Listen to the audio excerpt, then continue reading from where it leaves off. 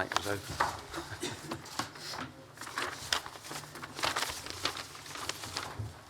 Sorry, we raced in. You're next, yes. We raced in because you were in here. We've only been seated about 30 seconds. Thank you. No, not there, thank you. Oh, I don't know. No, it's one of the journalists. I'm sorry. Bottles turned around the right way, please. Well, I've got phones right next to me. Because you also have tape. You normally have tape recorders. That's instead of a tape recorder. Right, okay. Hi everybody. Thank you very much for coming. Well done for making it this far. I'm just going to hand over to Seb to say a few words, and either Ed or Niels about the competition, and then we'll open it for Q&A. And then we have at the very end an award to hand out, so I hope you'll stay for that. Seb. Jackie, thank you. I had the great pleasure, actually, earlier this afternoon of thanking the in-house team, the home team at the IAAF, but it now gives me great pleasure to add my indebted gratitude to Ed and his teams at the LOC for doing an absolutely sensational job here. And I guess the real litmus test of any great sporting event is that ultimately the teams all just become one over the course of the build-up to those games. But Ed, if you would thank each and every one of your teams for their Herculean efforts, and you Niels, and of course Cherry. I don't know, Cherry's probably Working. Yeah. Yes, beetling away with all the sorts of things. We sort of spent a little bit of time this afternoon trying to figure out how we would sort of define these championships, and I think we started off with a mantra that you're probably now quite familiar with: the highest level of qualification standards ever, the largest number of athletes that have appeared at a World Championship, certainly the greatest number of tickets sold, and again, a great strategy by the LOC to make sure that we've had more people in 10 days across a World Championship than ever before. But I'm actually struggling to remember a time or a sport or one single venue that has witnessed over the course of 10 days 700,000 people passing through. And I guess I would add to the highest, the largest and the greatest a couple more descriptions, because I can't remember a time, and I'm sure you have all covered multiple World Championships, but I can't actually genuinely remember a time when the competition has been actually so competitive and the stories around them so compelling. And I guess for me, the compelling nature of those stories has been the emergence of such extraordinary young talent.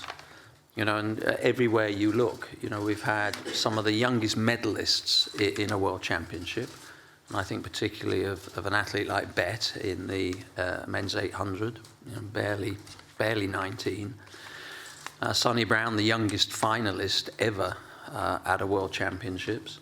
Carlsen, who sort of lit the fuse the other night for Norway in the 4 hurdles, is 21. And I think that's, for me, that's a really comforting place for our sport to be in, particularly when we are all asking and answering probably every 5 minutes what the sport looks like now that Mo is sort of taken to the roads and Usain has hung up the spikes. Actually, there's a terrific wealth of talent coming through at pretty much every federation. And I guess even in the big story of the week, which was the 100 metres final, you know, 1/3 of that, of course, was the emergence of Christian Coleman. Again, quite possibly the future face of sprinting. So there's a lot to reflect on. I also reflect on the fact that we did have a number of neutral athletes here. I think that shows clear progress in the discussions, the reinstatement of Russia. And it's quite possible that they'll go back with more medals than they did in Beijing. And I think that also shows not only progress in that direction, but a model that has actually worked really well. It's worked well here, it's worked well in Nairobi, where ANA athletes won 2 medals, and it's worked well at a European level in Bydgoszcz and competitions in Grosseto. I think the other thing for me also is just the clear recognition that the connection here between the athletes and the fans, the ability of the athletes to raise their game, to create those great competitive moments, is in large part driven by the theatre that has been provided by those full houses. And it is inescapable. When we look at our sport, we have to recognise that so much else that you look to is generated by that kind of atmosphere. And going forward, we just have to make sure that we are giving the athletes the opportunity to compete where possible in front of full stadia. And when we get that right, I think this sport is unassailable.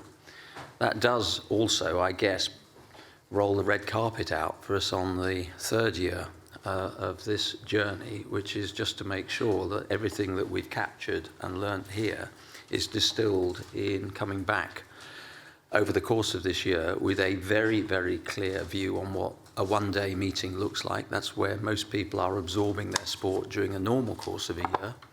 From that, the reshaped Diamond League, or whatever we choose to call it, the need, of course, alongside that, to have a coordinated calendar that those of us sitting at the top table can understand, that you understand, and most importantly, the athletes and coaches preparing their athletes for that season understand. And if we don't get those things right, then everything we've achieved here will be a happy memory, but it's not going to be a springboard to the new era in our sport. So in thanking the LOC and thanking Ed and his teams and the home team and all the other public authorities that have come together to form that critical mass of operational integration that turns these games and these championships into what they are, I'd also like to thank the thousands and thousands of people, not just from the UK, but from around the world, that have supported athletics. And I think they've witnessed something this week that I've rarely seen in a World Championship arena, and races and moments that I really genuinely think will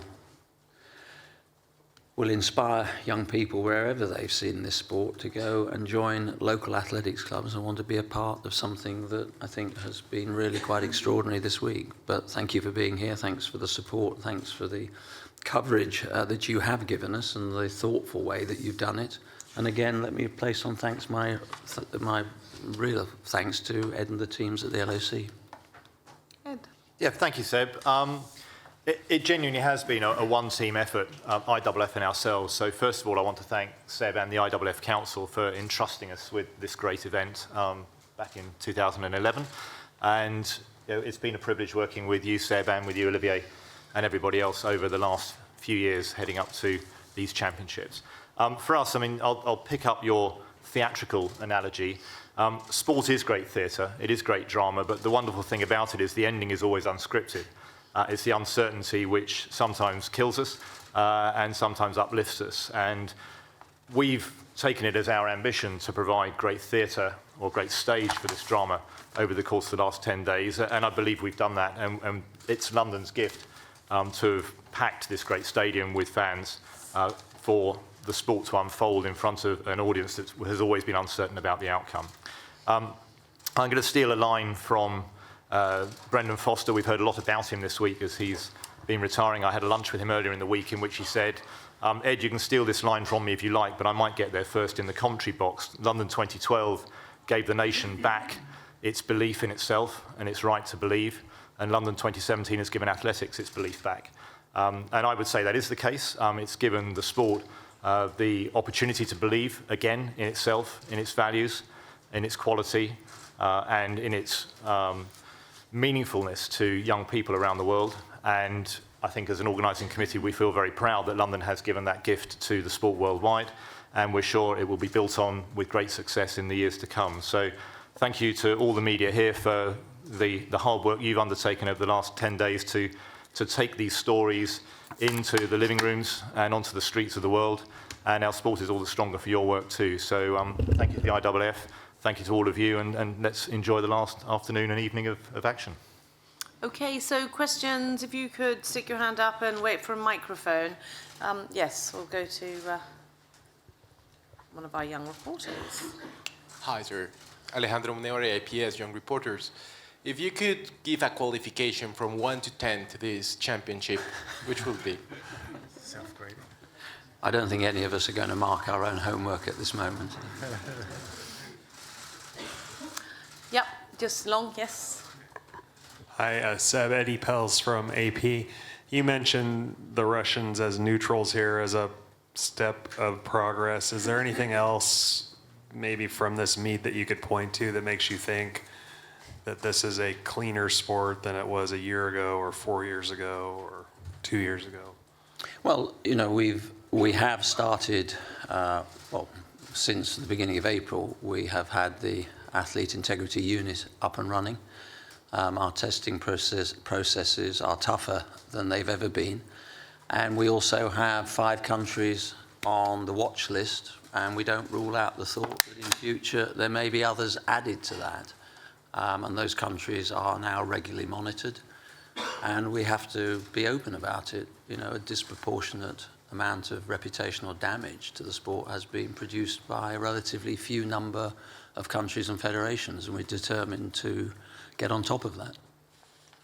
Yep, Sean. At the back. Thanks. Hello, Sean Ingle, Guardian. I just want a question for Seb, really. Ed talked about getting the sport's self-confidence back. Given what happened last year, where we saw the empty stadiums in Rio, we saw some of the problems in the IAAF and with Russia, do you think London has given the sport a kiss of life and now it can go on from there? I think, yes, London has certainly helped in that process, but I have also been witnessing in the last year a growing confidence within the sport, a growing confidence that we took tough decisions, a growing confidence that the reforms that we have driven through have actually started to not just make the sport safer, but have produced, I think, a cultural shift. And I also think that clearly I'm speaking to federations, coaches, athletes, and we do that regularly. We do that more than we've ever done before. And my instinct is, yes, there's still a long way to go. But actually, there is a confidence, and people are now being proud about being involved and seen to be involved in the sport. Go to the young lady here, and then we'll go to Dan. Keep your hand up. Thanks. Natalia Marianchik, Sport Express. The first question is a technical one. As Russian athletes competed under the IAAF flag, do you think that it would be fair to give them IAAF flag to celebrate the medal, to make a lap of honor, because they were kind of disappointed what to do? And the second question is, at the beginning of the championships, you said that Gatlin's win was not a perfect script. Would you say, for example, that Lasitskene victory is not a perfect script because the federation is banned? No. Well, first of all, not actually thought about whether we should be giving an IAAF flag. I don't see any reason why. If they would like to run with a flag, that they would be very welcome to. No, the neutral athletes are here. And I think this is a very different issue. The neutral athletes are here because the guiding principle from the moment that we suspended the Russian Federation was really clear. And that was that we would do everything we possibly could within that sanction to identify clean athletes if they were in the system, and then to separate them from a system that was clearly tainted. And actually it was slightly overlooked in the lead up to Rio when everything became a little bit heated and probably not being observed as closely as it should be, that we actually provided that opportunity. Our doping review board went through a number of cases. We appeared in front of CAS, and the whole basis was that where we could identify athletes that were maybe not in the system, been living abroad for a period of time, or where samples were in secure environments in the UK or Germany or wherever the testing happened to be, that we would do that. The Gatlin issue was a very different one. That was a 17-year history in the making, and it was a combination of court case, both civil and sporting. And you know, we were dealing with an issue, as I said, that had a 17-year incubation period. Okay, Dan, and then we'll come over on this side. Thank you, Jackie. Dan Rowan, BBC News. Seb, you spoke about Usain Bolt last week not getting the win that perhaps his career warranted in the 100-metre individual race. How saddened were you to see him having to be helped over the line last night, having been injured in his absolute final competitive event in the relay? And to what extent does his departure, while obviously a challenge for the sport going forward, create an opportunity to other younger athletes, you've mentioned some, to actually have a bit more airtime, have a bit more of the exposure that perhaps he has enjoyed? And just finally, on the full house point, you're going to have Doha next time, Eugene in the future. Is this a high point for the sport? How can you build on this, given that the next two episodes of the Worlds aren't going to have these big sold-out stadiums like we've seen here? Well, look, the athlete in me tells me that it's a devastating moment if you're in the mid-race and something starts not to work. I mean, it's horrible. Whether the Jamaican team were in a medal position or it's the reality of it is you don't want to see anybody not being able to fulfill what they warmed up to do and were prepared to do. I do think this gives us an opportunity to cast a light on the young talent that's out there, and I'm really grateful for the opportunity that London has provided for them. But I think there's more to it than that. I think the reason that those young athletes have emerged, but how they then become publicly recognised, I think is in large part going to be done by the work of their federations, the work that we will do internally in the IAAF to turn them and help them create stars. And as I said earlier, what we're going to miss about Usain Bolt isn't the three back-to-back Olympic Games or the clutch of world records or medals. It's going to be because he has an opinion, he has a view, he fills a room, and he's of interest to you guys. And the athletes have also got to recognise that they're part of this process. And maybe instead of looking nervously to sort of agents and handlers in terms of we need more accessibility, and some sports I think do that better than we do. So yes, of course we have some really terrific talent that's identified themselves in these championships, but that's not the same as filling that void, and we have to work at that. Stadium, full stadium. A stadium, look, yeah, this is hardcore athletics territory. We've always known that.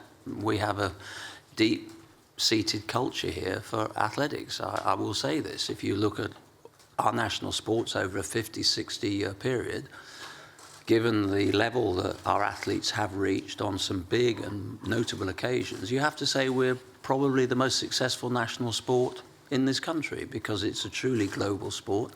It's tougher out there to win a medal, statistically tougher to win a medal or a fourth place or get through to a final than virtually any other sport out there. And that has to be put into perspective. We do know, of course, that we're not always going to go into areas or where World Championship bids are going to be entertained for good reason, when it takes us into new markets and to accessibility for young people.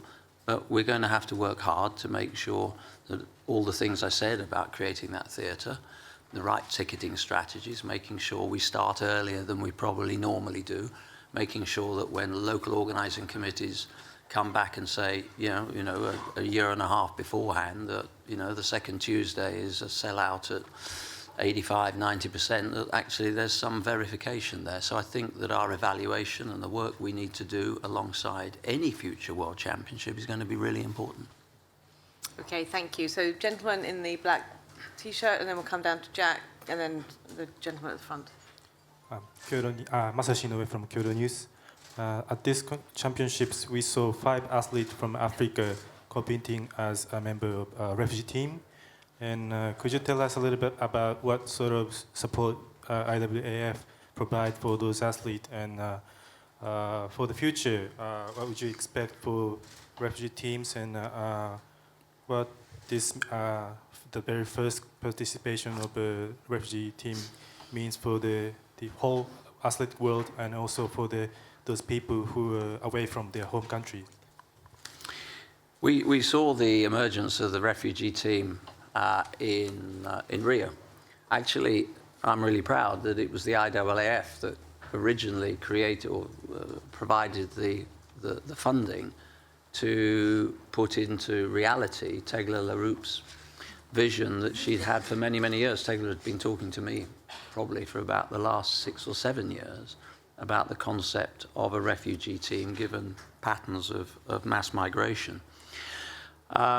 Just a few weeks ago, I went to see the refugee team. I think I was the first Federation president to actually go and see the refugee team in Nairobi when I was there for the World Under-18s. And it's an extraordinary story. And there are some personal odysseys that are barely believable when you sit and talk to them about the background, where they've come from, some of the challenges that they face. Some have not seen families for over 2 years. So I think it was really important that we use this, the first World Championships under my sort of stewardship, to really reach out. And I want to see that develop.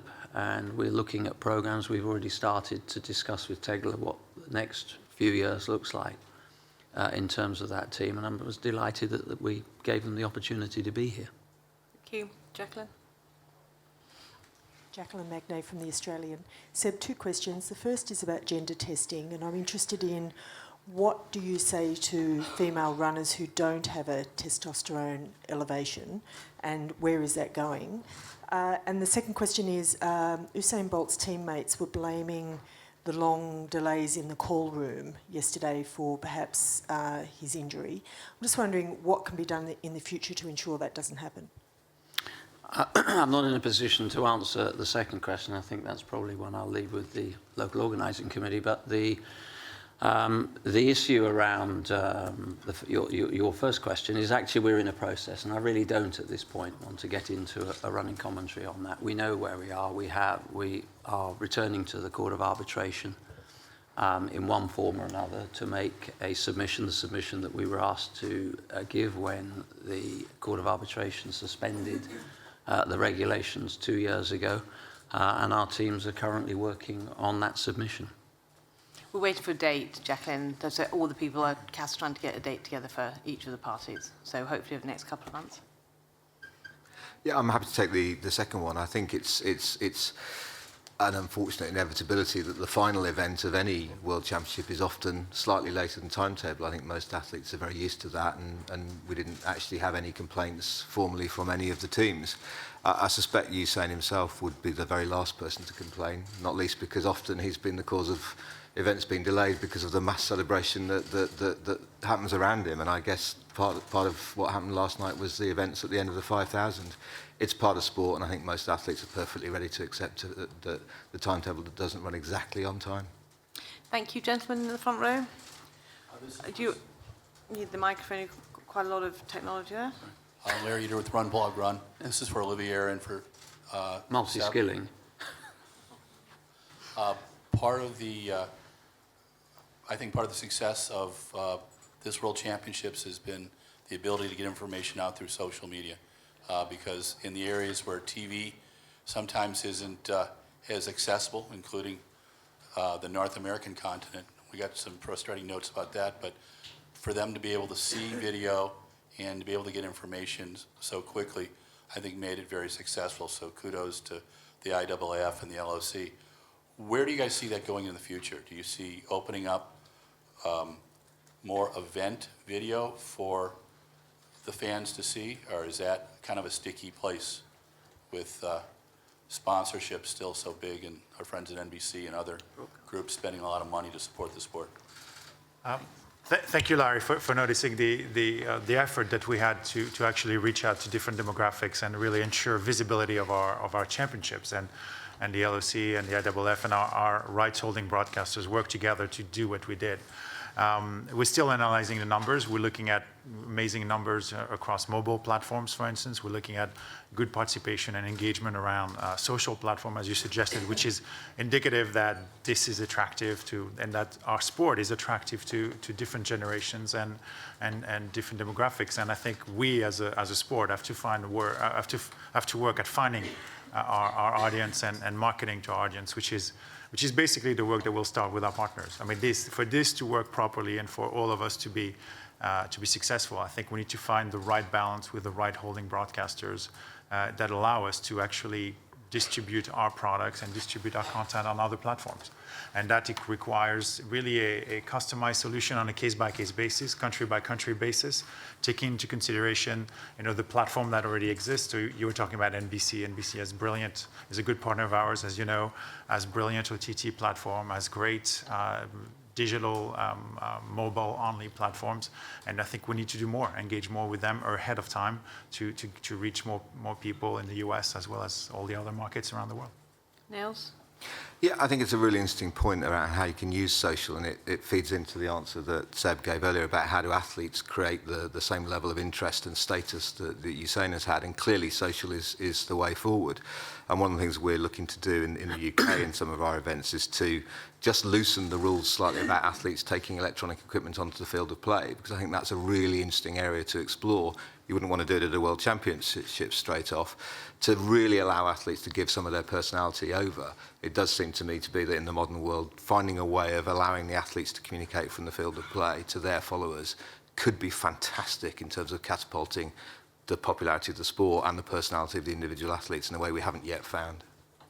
Thank you. Yes, so we'll come over this side, Mitch first, and then gentleman in front, and then we'll go to the gentleman at the back. Hi, Mitch Phillips from Reuters. Question for Seb and Ed. We've heard a lot this week about the fantastic fans. Can you say whether you were proud or embarrassed to hear them booing Gatlin?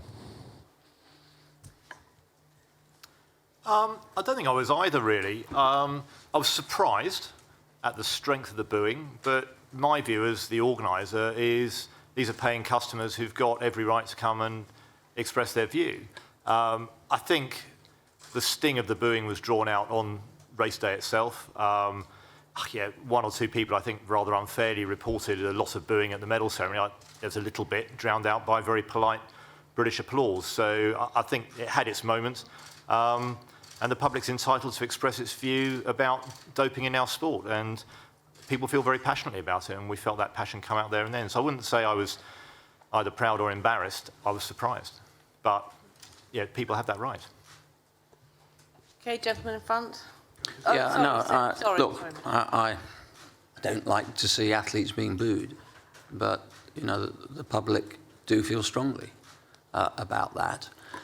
And actually, I thought, in a way, the athletes took the lead. I thought the dignified way that Usain dealt with the situation did actually take some of the tension out of the immediate response by the time we got to the medal ceremony the following day. And if in any doubt, it's always sensible of people like us at this table here to take our lead from the athletes, because actually they rarely get it wrong instinctively. Okay, gentleman in front, if you could put on. My name is Isaac Omulo, Reuters, Nairobi. Mr. President, how soon will it take the IAAF to resolve the issue of Kenya officials who are suspended? The Athlete Integrity Unit and the chair of that panel, Michael Beloff, is looking at that, and I can't give you an answer to that because clearly it is an independent review, and there is also an investigation in Kenya. So I'm not in a position to begin to answer the question about either process or timelines. Okay, gentleman at the back there. Then we'll come over to you, and then we'll go to the back and down to the front. Seb, Jonathan Gault here from Let'sRun.com. For the last 10 years or so, we've had the marquee event of the 100 meters for the men has been won by Usain Bolt pretty much.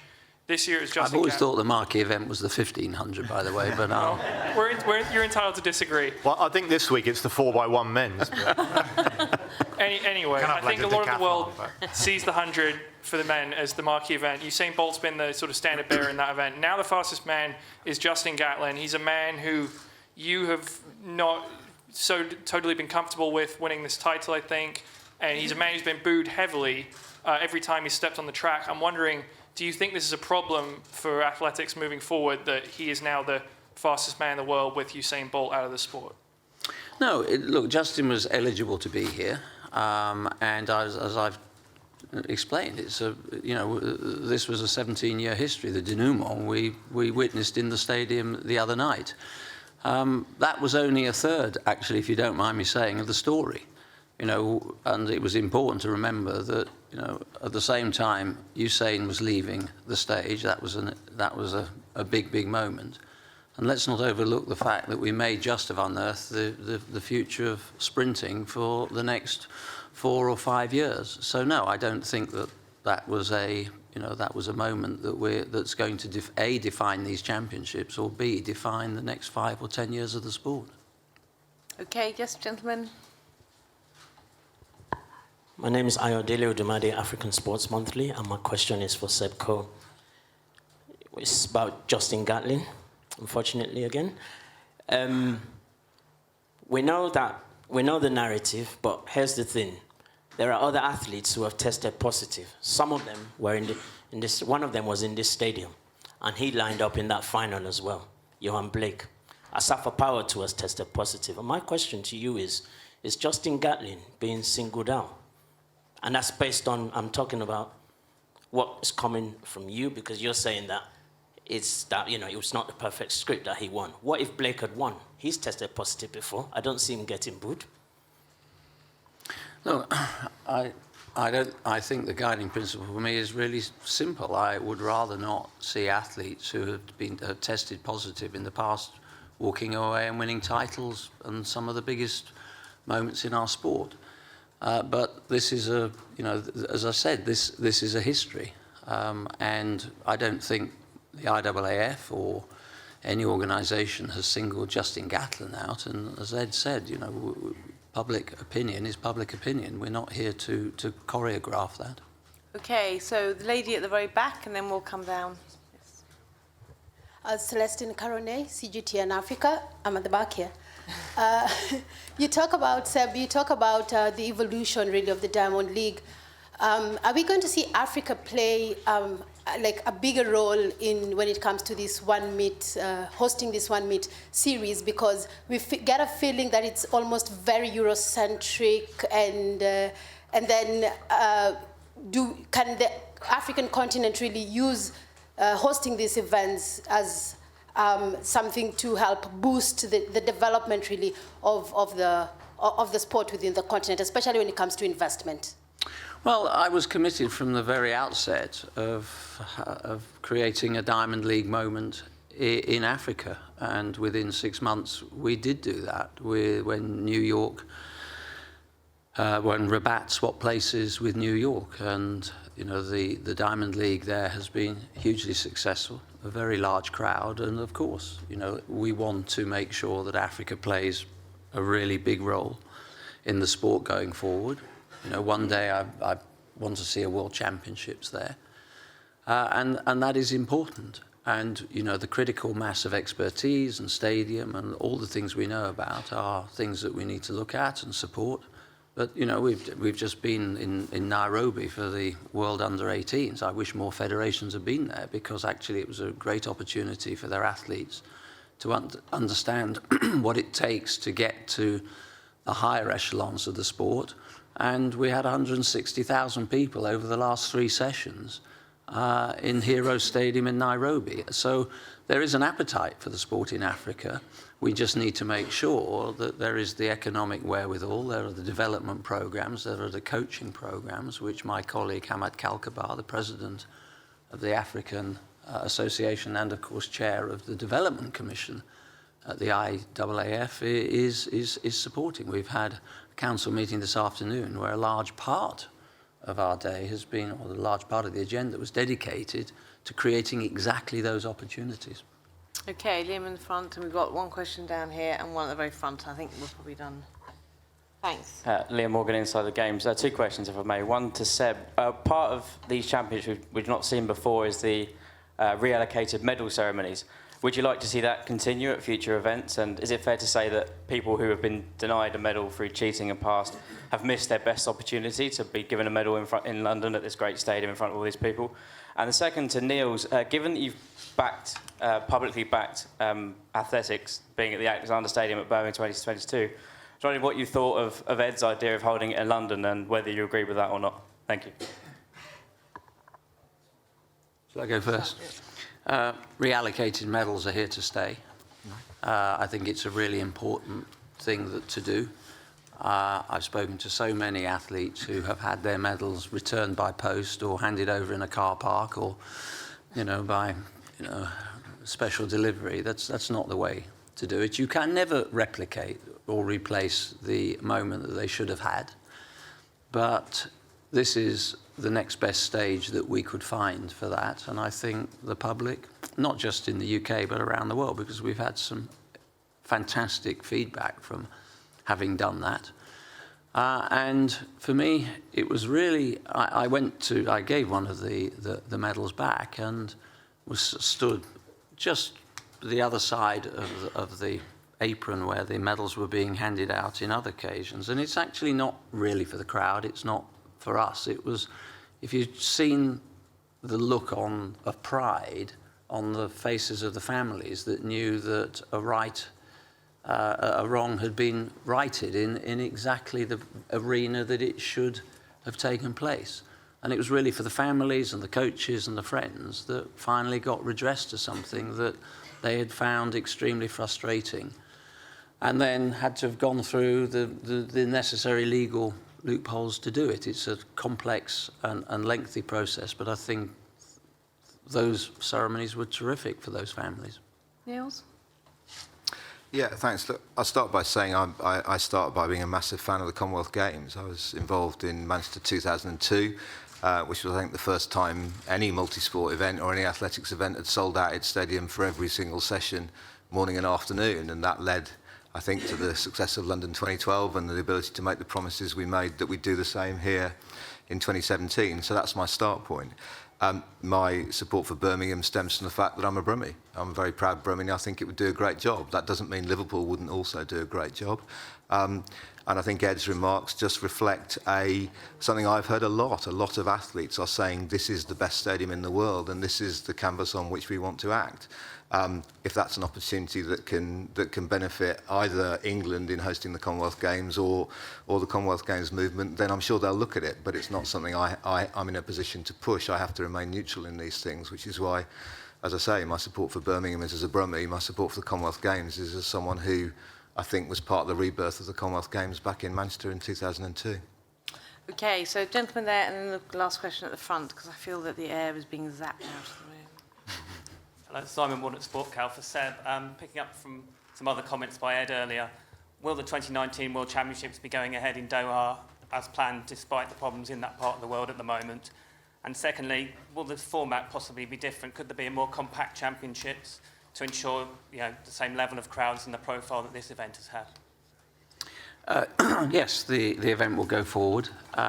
We will monitor the political complexities as we do in any nation, any country that we go to that faces those.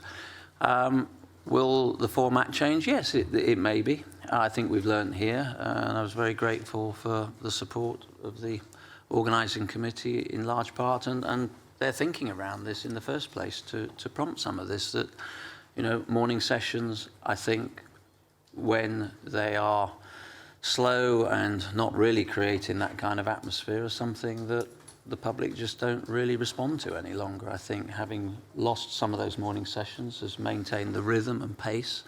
I think we've been able to focus on a more concertinaed programme in the evening, and I think that's maintained the rhythm and pace. So our competition teams, the teams that I've asked to look at what the formats look like, we'll start that straight away. I mean, we've actually got meetings that will probably start within the next few days around what we can do to learn everything we can from here. All our teams will take a short breather, but they'll get back to that very quickly.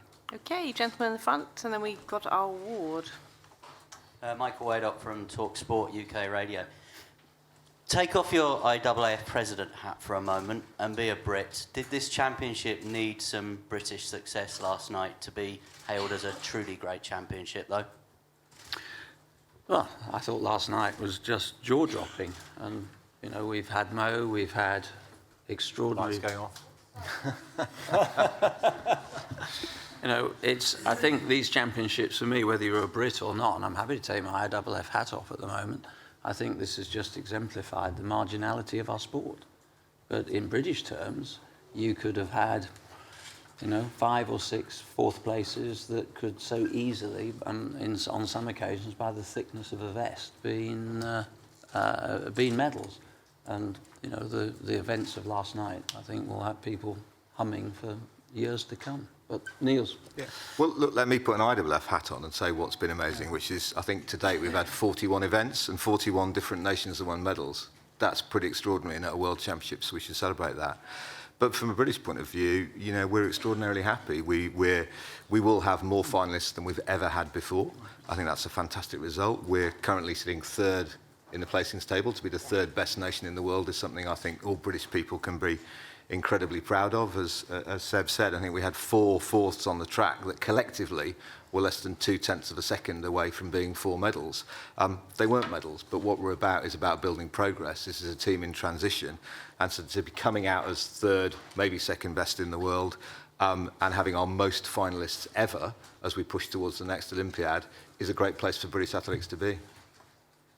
Okay, thank you. So Sunil, could you come up and we'll just give the presentation of the awards. So Seb's going to read through very quickly.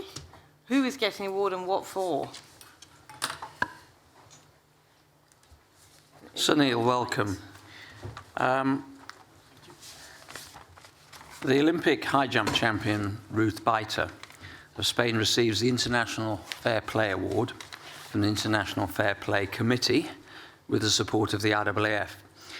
Ruth was recognised for her efforts to console Alessia Trost of Italy after she failed to qualify for the final of the women's high jump at the IAAF World Championships here in London. It was an emotional moment for the 24-year-old Trost, whose mother and former coach passed away during the course of this year. Baiter spent long minutes with Trost away from the cameras. Established in 1963 by UNESCO and a number of international sports governing bodies, the CIPF promotes and honours memorable acts and significant careers that embody the spirit of fair play. The CIFP, in conjunction with the IAAF, has honoured track and field athletes at each and every edition of the IAAF World Championships since 2003. Past winners have included Jonathan Edwards, Mike Powell and Koji Murafishi. The panel included representatives from their organisation of the IAAF and representing the athletes Dwight Phillips and Paula Radcliffe, who are both members of the IAAF Athletes Commission. So it's with great pleasure that I call Ruth to join us here.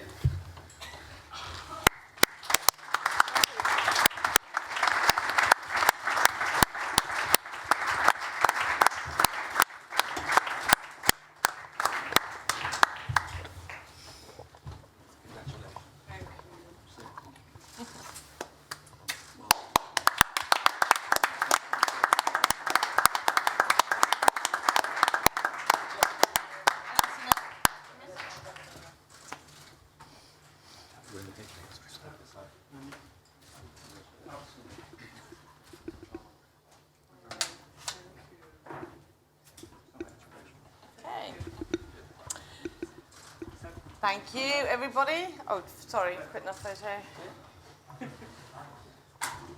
I'm sorry, it's all in half light. It's not going to be great.